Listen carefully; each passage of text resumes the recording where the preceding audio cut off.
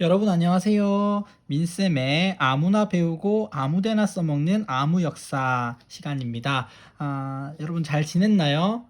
오늘은 새로운 주제를 가지고 살펴볼 텐데 오늘의 주제는 독립협회의 설립과 대한제국의 수립이라는 내용입니다. 우리가 지난 시간까지 무엇을 살펴봤었죠? 그렇죠. 음, 동학농민운동 그리고 갑오을미 개혁에 대해서 살펴봤습니다. 지금까지의 조선의 상황을 쭉 살펴보면요. 개항을 하고 나서 여러 나라들이 한반도, 즉 조선을 둘러싸고 굉장히 이권들을 가져가고 결국에는 조선을 어떻게 해보려는 생각을 가지고 있었는데 그 중에서 가장 두드러진 두 나라가 어떤 나라였냐면 바로 청나라하고 일본이었습니다. 그래서 청나라하고 일본이 서로 조선 안에 상인들을 어떻게 들여보내고 그리고 조선의 경제를 어떻게 침탈해가고 그리고 정치적으로 얼마나 이제 내정 간섭을 많이 할 것인가를 놓고 막 이렇게 툭탁툭탁거리고 있었어요. 그런데 우리가 기존에 이모군란과 그리고 갑신정변을 지나면서는 내정 간섭을 많이 하게 되던 나라가 어떤 나라였냐면 바로 청나라였습니다. 반면에 일본은 이제 이모군란 이후에 계속 청나라한테 내정 간섭을 할 수 있는 기회를 뺏기고 그리고 갑신정변 때 기억납니까? 급진개화파들을 도와준다고 해놓고 청나라가 개입하니까 쏙 빠져버리고 이러면서 계속 청나라의 이런 내정 간섭이 심해졌었어요. 그러면서 이제 동학농민운동이 일어나자 청나라와 일본 사이에 이제 또 묘한 긴장감이 흐르게 되고 결국에 1894년에 무슨 전쟁이 일어났다고 했습니까? 그렇죠. 청일 전쟁이 일어났다고 했어요.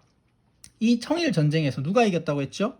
그렇습니다. 바로 일본이 승리하게 되면서 청나라와 일본이라는 두 나라가 이제 조선을 놓고 막 대립하다가 하나가 쑥 사라져 버렸어. 청나라는 청일 전쟁에서 패배하면서 떨어져 나가 버렸어요. 그럼 이제 조선을 놓고 이제 일본의 패권이 막 커지겠죠.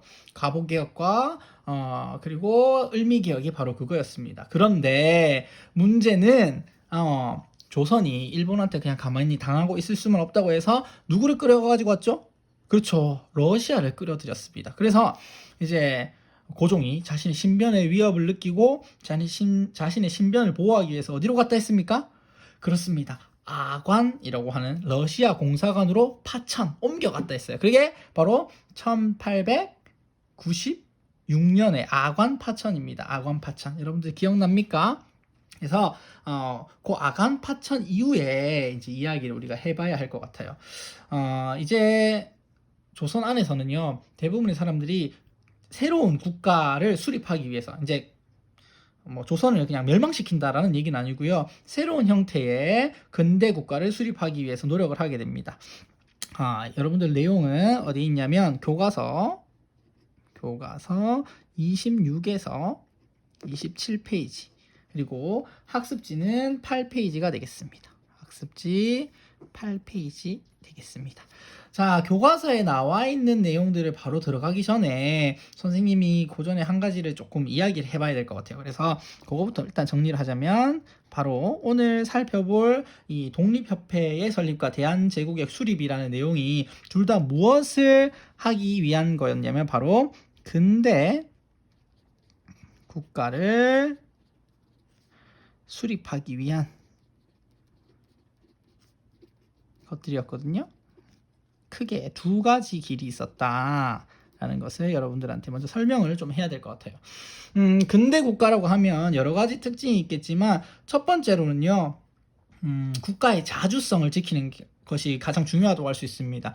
즉 이 말은 뭐냐면 다른 나라에 의해서 먹히지 않고 다른 나라의 식민지나 뭐 보호국이 되지 않고 자신들의 국가 주권을 그대로 유지하는 것이 첫 번째 목표였고요.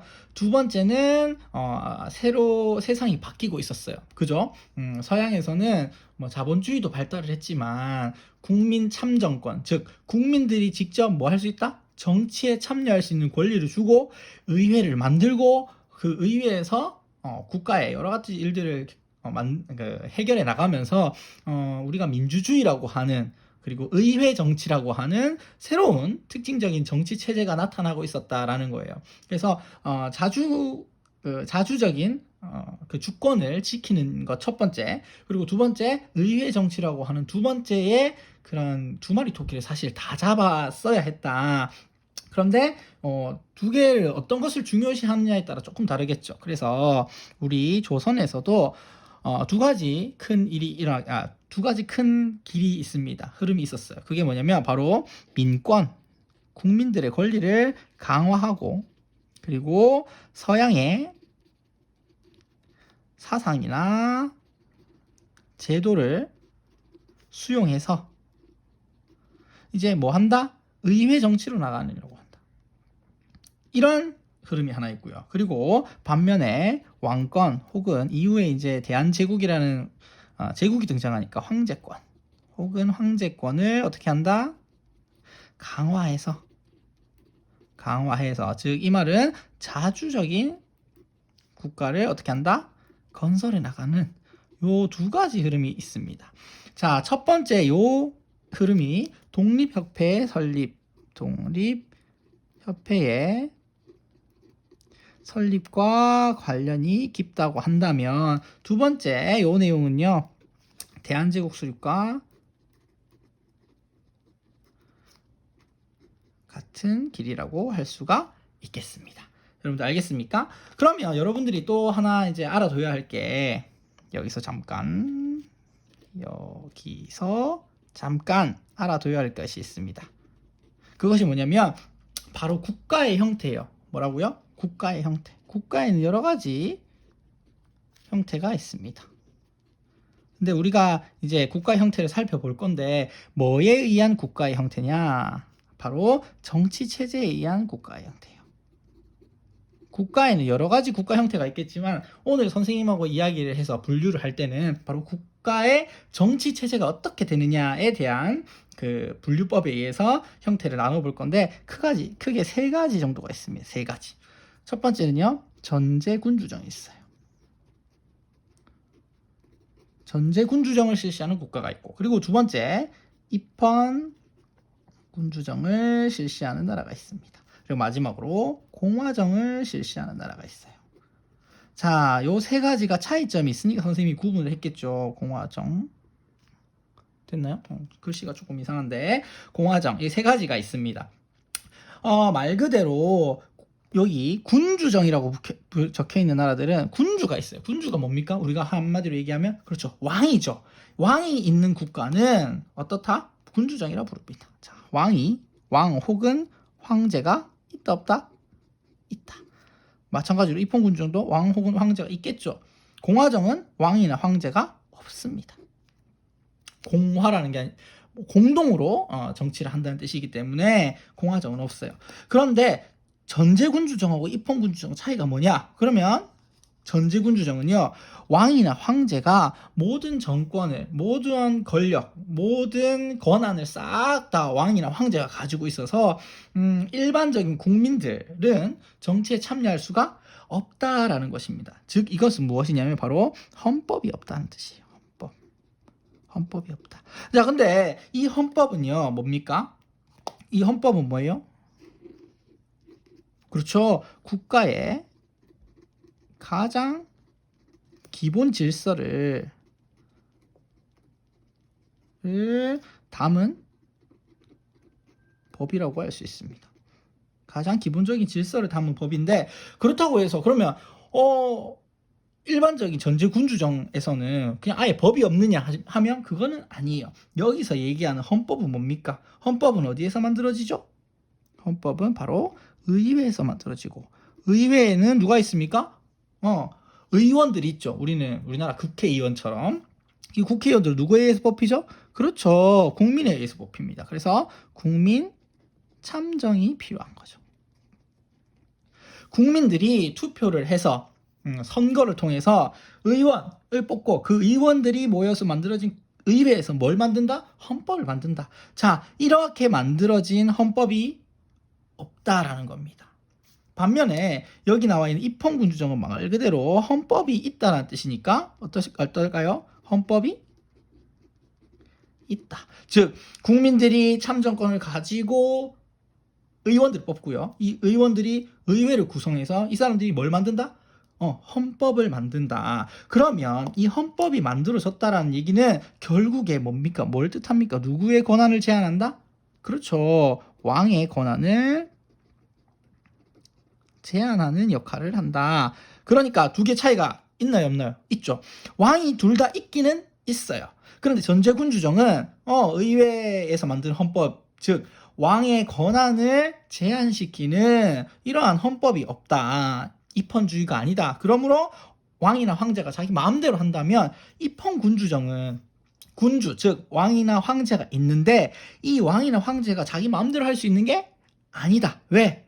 국민 참정권으로 인해서 의회가 만들어지고 그에 따라서 헌법이 만들어졌기 때문에 그 헌법에서 누구의 권한을 제한한다고요? 왕의 권한을 제한하기 때문에. 자, 반면에 아예 왕이나 황제라는 존재 자체가 없는 공화정은 어떻겠습니까? 당연히 뭐가 있겠어요? 헌법이 있겠죠. 물론 그렇지 않은 경우도 있을 겁니다. 우리가 공화정에서 이러한 그 헌법에 저촉되지 않고 자기 마음대로 하는 사람, 왕은 아니에요. 왕은 아닌데 자기 마음대로 하는 사람 우리가 뭐라 부르죠? 그렇죠. 독재자라고 부르는데 일반적인 형태라고 보기는 어려울 거고요. 우리가 일반적으로 공화정에는 뭐가 없다? 왕이나 황제는 없는데 뭐가 있다? 그렇죠. 국민 참정권으로 만들어진 의회와 의회를 통해서 만들어진 헌법이 존재한다. 그래서 우리가 요 세 가지의 특징, 그리고 요 세 가지를 어떻게 구분하는지에서 조금 알아두어야 오늘 이야기를 오늘부터 시작해서 쭉 나갈 근대 국가에 대한 이야기를 할 수 있을 것 같아서 선생님이 잠깐 얘기를 했습니다. 자, 그러면 첫 번째 독립협회부터 우리가 내용을 한번 살펴볼까 합니다. 독립협회는요 1896년부터 시작해서 1898년까지 있었던 하나의 단체였어요. 그럼 이 단체는 어떤 단체였느냐 하면 선생님 잠깐 몰려볼게요. 쭉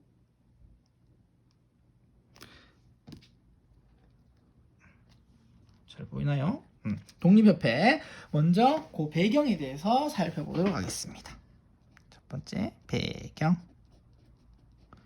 자, 독립협회가 만들어진 배경은요 크게 두 가지가 있습니다. 두 가지가 있는데 뭐냐면 뭐 이후에 아관 파천 이후에 뭐가 심해진다? 열강의 경제 침탈이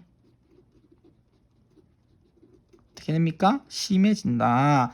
어떤 경제 침탈이 있었느냐 하면요 대표적인 것은 뭐 광산, 우리가 금광이나 은광 같은 것을 채굴하는 광산 채굴권. 그리고 또 뭐 있다? 그렇죠. 산림을 벌채할 수 있는 걸. 혹은 그리고 뭐가 있겠습니까? 철도를 만드는 거. 그리고 전신을 가설하는 거. 이런 기타 등등의 권한들, 나라의 권한들, 경제적인 권한들을 많이 뺏어가게 돼요. 왜 그럴 수밖에 없느냐? 일단 생각해 보세요. 한 나라의 왕이라고 하는 사람이, 조선의 고종이라는 사람이 자신의 나라를 스스로 지키지 못해가지고 어디로 갔다? 러시아 공사관. 그 공사관 크지도 않아요. 작은 공사관에 가갖고 무서워, 나 좀 살려주세요 하고 이렇게 숨어 있단 말이야. 그러면 국가적인 위신이 어떻게 되겠어? 떨어진단 말이에요. 그러면서 특히 어떤 나라의 영향력이 엄청 커질까? 그렇죠. 러시아의 영향력이 엄청 커져요. 러시아가 그래서 우리나라의 많은 권한들, 경제적인 이런 권한들을 막 가져가는 거예요. 그러면 다른 나라들도 가만히 있겠어요? 러시아도 가져가는데 우리 미국도, 우리 일본도, 우리 독일도, 우리 프랑스도 한 개, 두 개씩 막 가져가기 시작하는 거예요. 그러면 결국에 우리나라의 경제에 필요한 여러 가지 그런 경제권들이 어떻게 된다? 다 빼앗기는 거예요. 열강들에 의해서. 이런 문제가 하나 있었고요. 배경이 있고요. 두 번째는 아까 얘기했다시피 아간파천 이후에 독립국에 대한 지위가 어떻게 되겠습니까? 당연히 지위가 떨어지죠. 저 나라는 어떻게 생겨 자기 스스로 못 지켜가지고 다른 나라 공사관에 가서 저렇게 있냐 하니까 되게 쪽팔리는 거예요. 그러니까 어떻게 된다? 국민들 사이에서 뭔 요구가 많아진다? 그렇죠. 자주 독립에 대한 요구가 어떻게 된다? 늘어나게 된다. 이러한 배경 속에서 이제 만들어지게 됩니다. 전개를 한번 들어가 볼까요? 자, 제일 처음에는요, 바로 이제 독립협회라는 단체가 만들어진 건 아니었어요. 뭐였냐면, 서재필이라는 사람이 있었어요. 서재필, 이 사람 미국에서 유학을 한 사람인데요. 이 사람이 국민 계몽을 위해서, 계몽이 뭐라 했습니까? 그렇죠. 지식 수준이 낮거나 인습, 기존에 막 관습에 젖은 사람을 가르쳐서 깨우치는 것. 다른 말로 뭐라고 했죠? 그렇죠. 개화라는 말하고 똑같다고 했습니다. 이 서재필이 국민 계몽을 통해서를 위해서 신문을 하나 만들어요. 그게 뭐냐면 바로 독립신문이라는 걸 만듭니다. 뭘 만들었다고요? 독립신문을 창간을 하게 돼요. 이것은 최초의 민간 신문입니다. 민간에서, 즉 정부에서 만든 신문이 아니고 일반적인 민간에서 만들었던 신문 중에 최초의 신문인데요. 한글판하고, 그리고 서재필이 이제 미국에서 유학을 했기 때문에 영문판으로 이제 발행을 하게 됩니다. 그리고 이 이후에 서재필은요, 서재필하고 누구? 정부 관료들, 몇몇 관료들이 힘을 합해가지고 뭘 결성한다? 독립협회를 결성하게 됩니다. 이때가 1896년이었습니다.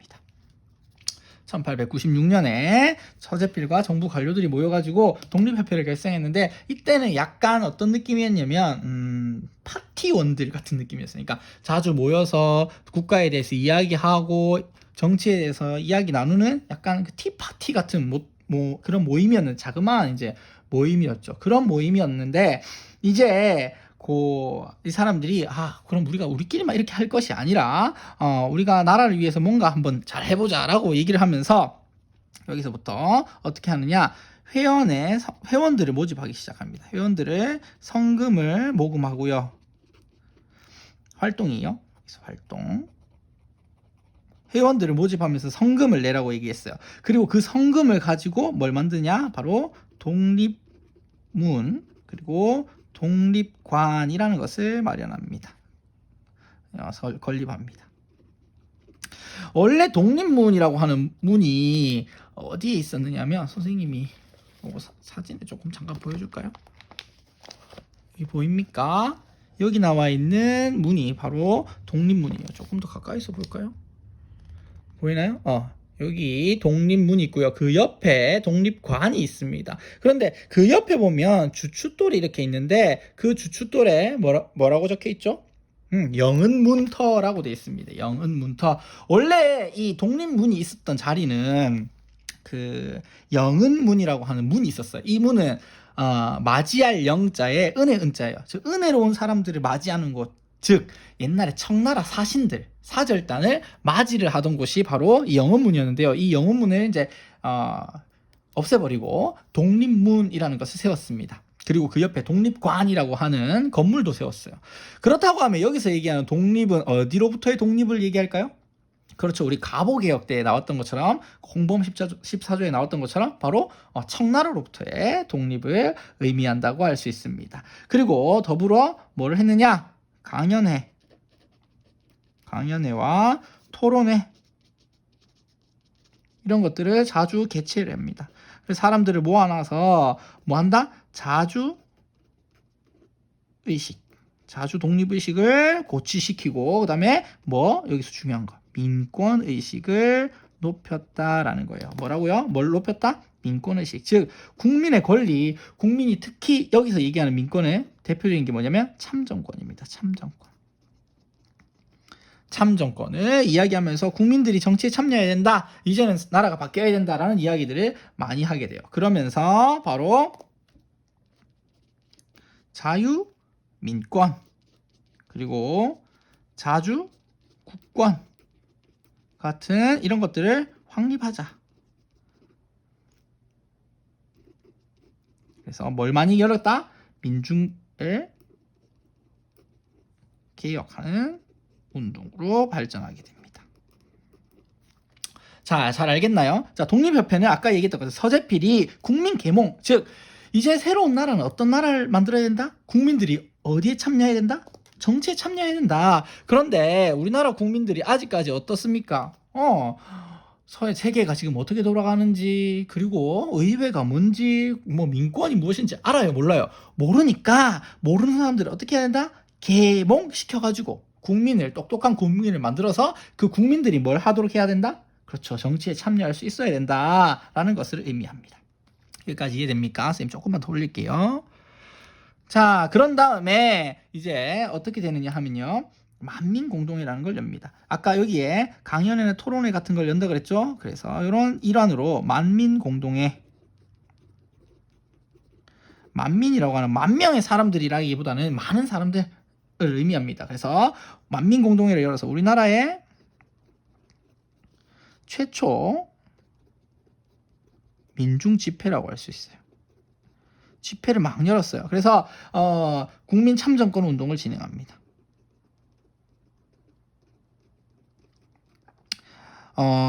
이제 잘 모르는 사람들이 많으니까 사람들을 싹 모아놓고 이야기하는 거예요. 이렇게 우리가 여태까지 살아왔습니다. 그런데 세상이 이렇게 변했어요. 그렇기 때문에 우리는 요렇게 똑똑해져서 계몽해가지고 저렇게 좋은 국가를 만들어야 됩니다라고 사람들이 이렇게 연단 위에 올라가서 한 명씩 연설하고 박수치고 하는 그런 형태입니다. 여러분들 우리 촛불 집회 같은 거 하는 거 보면 그런 내용들이 종종 있죠. 그런 거와 마찬가지라고 생각하면 됩니다. 그래서 특별히 당시 러시아의 이권 침탈이나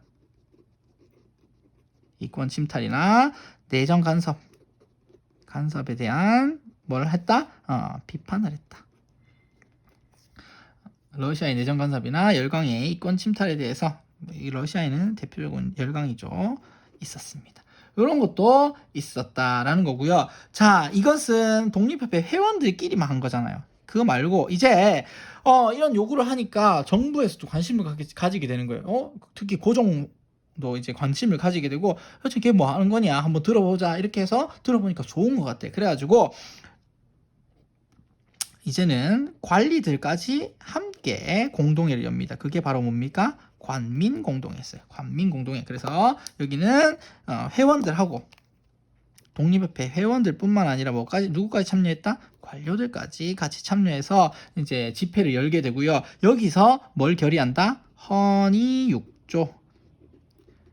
바칠 헌자의 뜻의자예요. 그러니까 당신은 황제죠. 이제 황제에게 바치는 6가지의 조목, 6가지의 내용을 이제 결의를 하게 되고요. 이게 고종에게 건의가 됩니다. 건의가 됐어요. 고종이 이걸 받아들였을까요? 네, 받아들였어요. 그래서 뭘 추진했다? 의회 설립을 추진합니다. 의회 설립을 추진해가지고 뭐다? 그러니까 정부에서 이걸 받아들였어요. 그래서 중추원이라고 하는 이거 하나의 자문기구예요. 자문은 뭐라고 했죠? 물어보면 거기에 대답해주는 이거를 의회로 개편하려고 이제 추진을 하고 있었어요. 그런데 문제는 갑자기 뜬금없이 결과입니다. 결과 아쉽게도 일부 보수 세력이 위기의식을 느끼게 되고요. 왜냐? 이 사람들은 기존에 독립협회에 있던 사람들, 기존의 정부 관리들이에요? 아니었단 말이에요. 그래서 일부 보수 세력들이 얘네들이 지금 하는 얘기가 만약 왕이 좋아하고 황제가 좋아해가지고 이걸 이대로 실시한다 그러면 자신들의 기반이 어떻게 될까? 입지가 줄어들 것을 염려해가지고 이제 모함을 하기로 했습니다. 근데 여러분들 지금까지 이 내용을 봤을 때 독립협회에서 의회를 설립하자라고 했으니까 일단 전제군주정을 추구하는 것은 아니겠죠. 왜? 전제군주정에서는 이러한 것들이 없어야 해. 그러면 입헌군주정하고 공화정 중에 하나인데 여러분 혹시 독립협회에서 왕을 없애자, 황제를 없애자라는 얘기를 한 적이 있습니까? 그런 얘기는 한 적이 없어요. 그렇다고 하면 여러분들 아까 봤던 전제군주정, 입헌군주정, 공화정 중에 전제군주정 일단 아니에요. 왜냐면 헌법을 만들자고 했으니까. 그런데 그러면 공화정하고 입헌군주정 중에 뭘까요?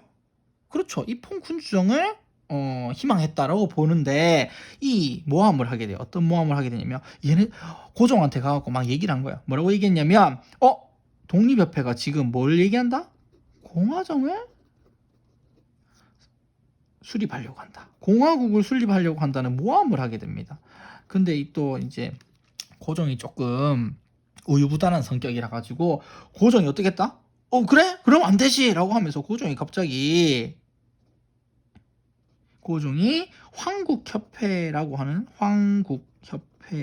하는 보부상 단체가 있었어요. 보부상 단체를 이용해서 군대를 이용해서 어떻게 했다? 독립협회를 강제로 해산하게 됩니다. 강제로 해산을 하게 된다. 그래서 사실 좀 허무하게 독립협회 활동이 끝나버리고 말았다라는 것입니다. 여러분 여기까지 잘 보이나요? 독립협회 내용. 자, 우리가 아까 얘기했습니다. 근대국가, 새로운 국가를 수립하기 위한 첫 번째 길이 바로 민권을 강화해서 서양의 사상과 제도, 즉 여기서 얘기하는 사상은 평등 사상이죠. 그리고 두 번째 제도는 어떤 제도입니까? 그렇죠. 의회주의라고 하는 제도를 수용해가지고 새로운 나라를 만들자라고 했던 게 대표적으로 어디다? 독립협회였는데 이 독립협회를 처음에 만들었던 사람이 이제 서재필이라는 사람이고 정부 관료들이 같이 이제 협력해서 만들었고 여러 가지 이제 자유민권이나 자주국권 확립을 위한 민중개혁 운동을 하다가 만민공동회도 열고 관민공동회도 열었습니다. 우리가 독립협회의 그러한 좀 평등한 모습을 살펴볼 수 있는 게 바로 박성춘이라는 사람이 연설한 게 있었어요. 관민공동회에서 이 박성춘이라는 사람이 백정 출신이었습니다. 그러니까 개, 소, 닭을 잡는 백정 출신이었는데 이 사람이 조선시대 때는 굉장히 차별을 받던 사람이었어요. 그런데 이 사람이 뭐라 했냐면 거기 나와서 나는 대한의 가장 천한 사람이고 아는 것도 없습니다. 그러나 충군 애국의 뜻은 대강 알고 있습니다. 바라옵건대 우리 관과 민이 합심하여 우리 황제의 융성한 덕에 보답하고 나라의 운이 길이길이 이어지게 합시다 라고 이렇게 연설을 했습니다. 자, 일단 제일 처음에 특이한 건 이렇게 기존에 정말 천한 사람이라고 얘기한 사람이 연단에 올라가서 연설을 할 수 있다고 하는 것 자체가 평등적인 것이고, 그리고 이러한 사람들이 자유롭게 이야기해가서 그런 것들이 하나의 독립협회의 의견이 될 수 있다라는 것도 굉장히 서양의 사상과 제도를 많이 수용해서 민권이 강화된 그런 것이라고 볼 수가 있겠죠. 다만 당시 일부 보수 세력들의 위기의식으로 인해서 모함을 받았고 결국에는 황국협회와 군대에 의해서 강제로 해산이 되고 말았다라는 것을 여러분들이 알아두면 될 것 같습니다. 자, 시간이 조금 많이 오버됐는데 다음 두 번째 대한제국의 수립과 광무개혁에 대해서 살펴보도록 하겠습니다. 자, 2번 대한제국의 수립과 광무개혁. 자, 아까 얘기했던 대한제국의 수립은요.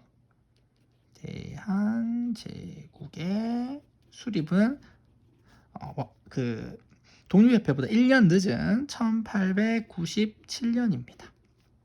배경을 먼저 살펴볼까요? 배경을 살펴보면요. 이것도 크게 두 가지가 있습니다. 첫 번째는 뭐냐면 아관 파천 이후에 이제 고종 보고 환궁하라는 요구가 많아지게 돼요. 그래서 결국에 어떻게 된다? 고종이 환궁을 하고요. 환궁을 하고 환궁 후에 뭘 선포한다? 뭘 해야 한다? 자주 독립. 다시 자주 독립을 위한 여론이 어떻게 됩니까? 증가했다라는 것입니다. 여기까지 첫 번째 배경이 이해되나요? 두 번째, 당시에 한반도 전체 정세입니다. 에서 러시아와 일본 간의 세력이 어땠다? 비등비등했다.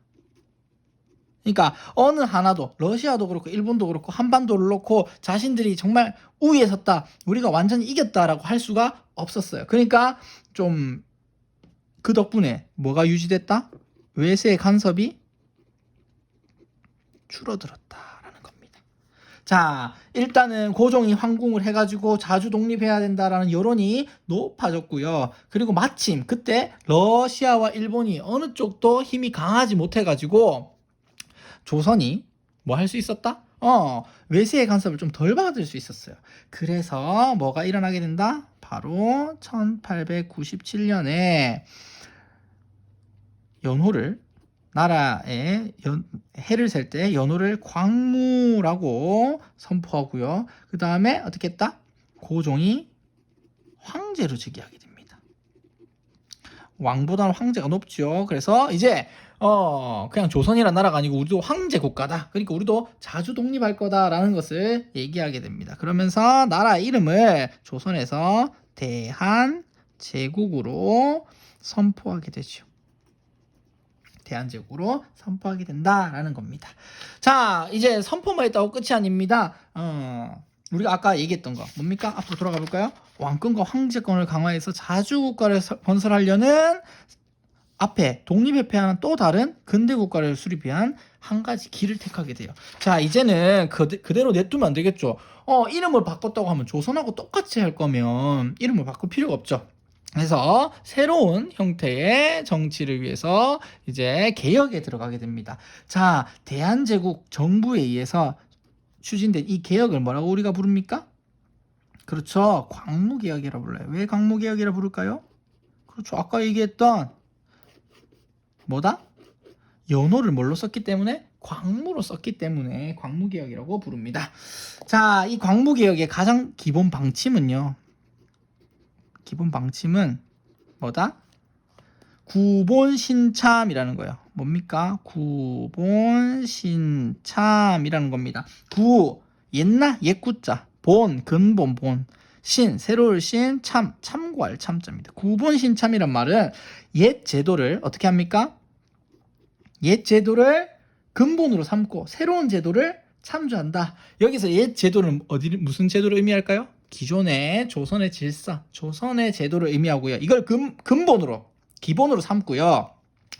새로운 제도는 뭘까요? 그렇죠. 서양의 제도를 어떻게 합니까? 추가로 이렇게 덧붙여 나간다라는 거예요. 그래서 우리가 그 전에 얘기했던 동도서기랑 비슷한 이야기입니다. 그럼 이 개혁은 급진적인 개혁이겠어요? 점진적인 개혁이겠어요? 그렇죠. 점진적인 개혁을 추구하는 것이 기본 방침이었다라는 겁니다. 그러면 이 내용을 한번 살펴볼까요? 내용은요, 크게 이제 군사, 경제, 교육 이렇게 나눌 수 있는데 가장 대표적인 것이 뭐냐면 첫 번째, 대한국 국제라는 것을 먼저 발표합니다. 대한국 국제. 이것은 하나의 헌법이라고 볼 수 있는데 그런데 왜 이거 헌법이라고 부르죠? 라고 하는데 사실은 국민의 참정권에 의한 의회에서 만든 헌법은 아니고요. 나라의 가장 대표적인 기본법인데 이 내용의 특징은 뭐냐면요. 황제가 그러니까 고종이 입법 그리고 행정 그리고 사법 군사 이러한 모든 권한을 어떻게 한다? 다 가진다. 전제군주정을 의미하는 것이죠. 자, 입법, 법을 만들고 행정, 그 법에 따라서 이것을 실시해 나가고 그리고 사법, 법에 따라서 처리하고 그리고 군사, 군대를 지휘하는 것까지 모두 다 누가 한다? 다 황제가 최종적으로 권한을 가지고 있다라는 것이죠. 대한국 국제입니다. 그 다음에 군사적인 걸 먼저 살펴볼게요. 군사적으로 서울과 지방에 시위대 그리고 진위대를 설치했다. 새로운 군대를 설치하게 돼요. 그럼 군사 병력이 어떻게 될까요? 늘어나겠죠? 그리고 그에 따라서 어떻게 된다? 군사력이 좋아진다. 일단 자주의 방점이 찍혀있죠. 자주적인 나라를 만드는데 노력을 했기 때문에 당연히 제일 먼저 군사 제도에 손을 봤을 거고요. 그 다음에 경제적으로 첫 번째 전국의 토지를 측량합니다. 그리고 누구누구 어떻게 합니까? 양전사업이라고 부르죠. 우리 이걸 양전사업. 토지를 측량해가지고 여기까지 누구 땅, 저기까지 누구 땅, 이건 누구 땅이지, 저건 누구 땅이지, 이걸 다 파악을 한 다음에 그에 따라서 이 땅을 네 땅이라고 뭐 해준다? 우리가 정부에서 보증해준다라고 하면서 지계라고 하는 토지 문서를 발급해주게 됩니다.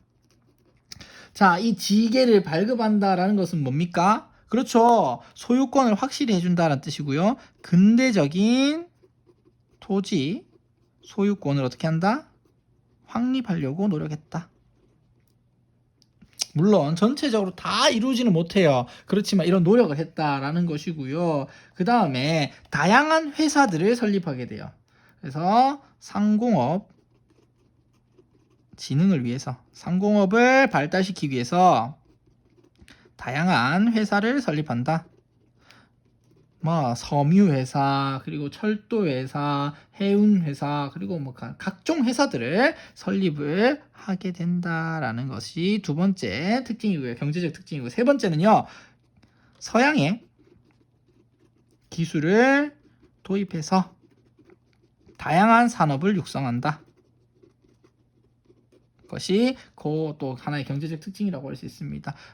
대표적인 건 뭐냐면 뭐 전화를 전체적으로 하고요. 철도를 놓는다든지, 그리고 은행을 설립한다든지, 이러한 내용들이 이제 경제적인 내용이 되겠고요. 마지막으로 이제 교육적인 측면을 한번 살펴볼게요. 교육적인 측면은 주로 기술학교, 기술을 배우는 기술학교와 뭐다? 상공학교,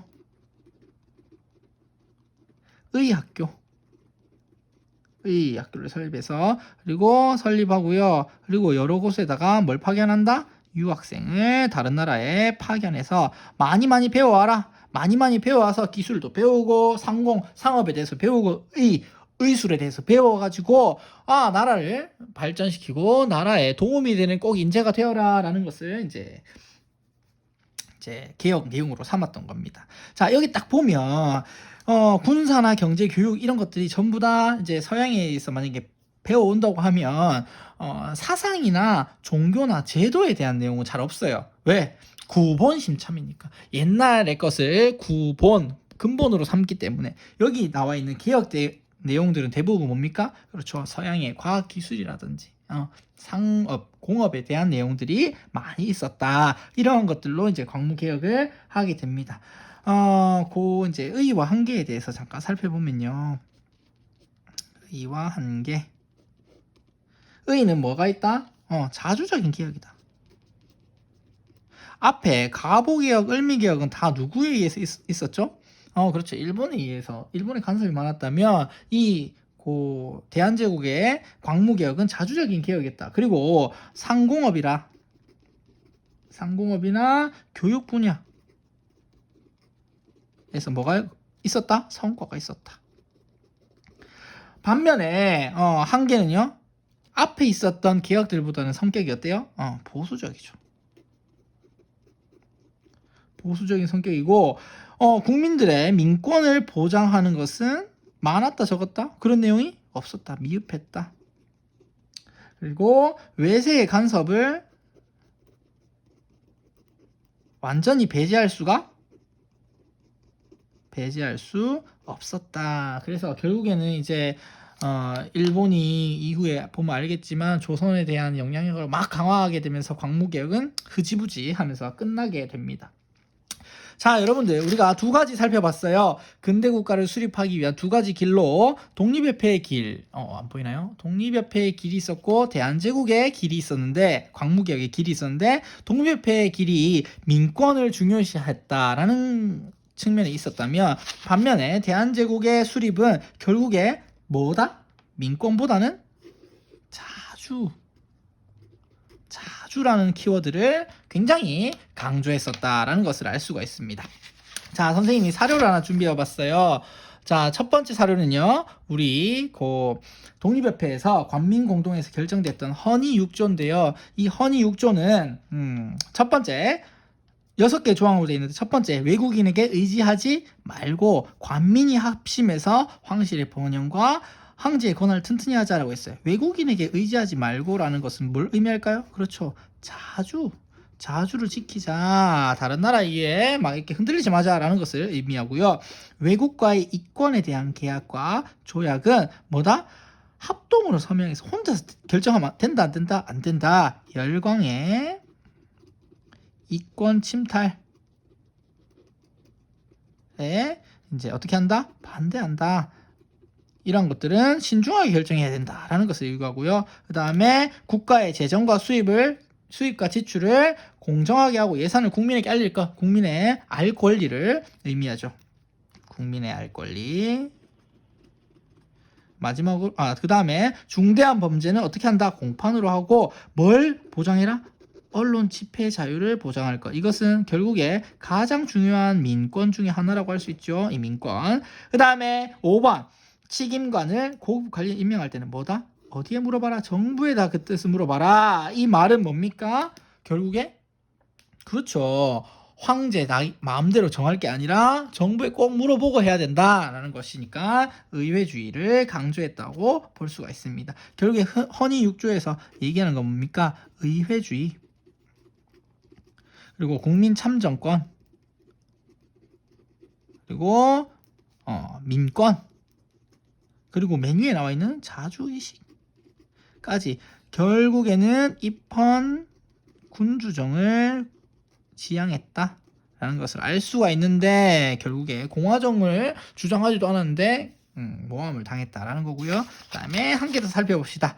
대한국 국제. 이거는 어디 겁니까? 그렇죠. 대한제국. 대한제국의 기본 법이라고 볼 수가 있습니다. 헌법에 해당된다고 볼 수 있어요. 자, 제1조 뭡니까? 대한국, 대한제국을 의미합니다. 세계 만국에 공인된 뭐다? 자주 독립한 다른 나라의 간섭을 받지 않겠다. 자주의지를 나타낸다고 볼 수 있고요. 대한국의 정치는 만세불변에 뭐다? 만세불변, 절대 변하지 않는 전제정치 대놓고 적혀 있습니다. 그럼 이건 뭡니까? 그렇죠. 전제 군주정을 표방한다라는 것이고요. 대황제는 뭐다? 육해군을 통솔한다. 군사권 가지고 있고요. 그 다음에 법률을 제정은 뭡니까? 입법. 그 반포와 집행을 명령한다. 행정과 사법. 그리고 마지막에 국가의 사신을 파견하고 조약을 체결하는 건 뭡니까? 외교에 관한 것까지 전부 다. 자, 군사, 입법, 행정, 사법, 그리고 외교까지 다 누가 가지고 있다? 누가 가져간다? 대한국 대황제, 황제가 가져간다. 즉 아까 얘기했던 것처럼 대표적으로 뭘 볼 수 있다? 전제군주정이라는 것을 알 수가 있다라는 것입니다. 여러분들 오늘 정말 너무 많이 내용을 해가지고 좀 힘들겠지만 내용이 좀 길어서 좀 힘들겠지만 좀 잘 기억해 둘 수 있도록 하고요. 요 내용들 사실은 좀 학습지에 나와 있는 표로 정리를 하면 훨씬 더 짧고 간결하게 할 수 있는데 그래도 좀 교과서도 같이 읽어가면서 여러분들이 줄글 아마 길게 적혀 있는 글을 여러분들 나름대로의 뭐다? 틀로 간단하게 정리할 수 있는 능력을 조금 길렀으면 좋겠습니다. 여러분 오늘 수업 듣느라고 너무 고생 많았고요. 다음 시간에 또 만나도록 합시다. 안녕.